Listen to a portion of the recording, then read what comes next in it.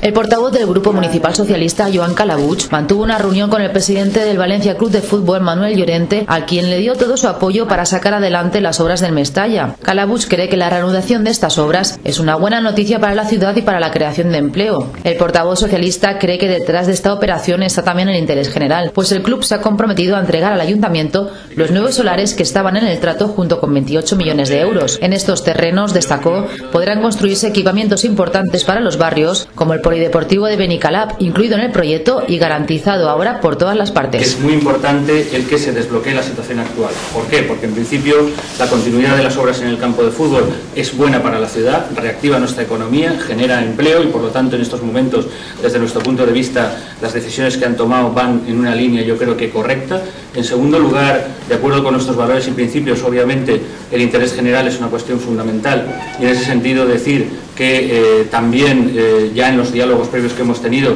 en estos momentos la decisión del Valencia Club de Fútbol también va orientada en el sentido del interés general, porque son además solares importantes para los barrios de nuestra ciudad, porque muchos de ellos tienen que ir equipamientos de tipo pues, deportivo o también jardines y otros equipamientos, por tanto es bueno para los barrios. El Grupo Municipal Socialista tiene muy claro que el Valencia Club de Fútbol no es una empresa cualquiera, es un patrimonio y es una institución esencial para la ciudad y por lo tanto nosotros tenemos que tener especial sensibilidad con el club y desde luego si esto contribuye además a reforzar la posición del club y desde luego a afrontar con garantía su futuro, es evidente que nos van a tener a su lado y nos van a tener desde luego dándoles todo el apoyo.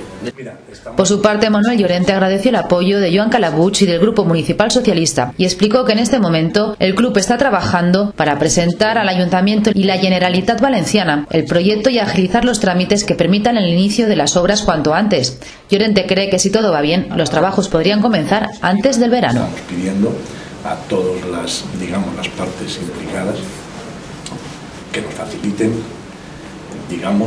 toda esa gestión y esa tramitación para lo antes posible, porque es importante, yo creo, para Valencia, como bien ha dicho Joan,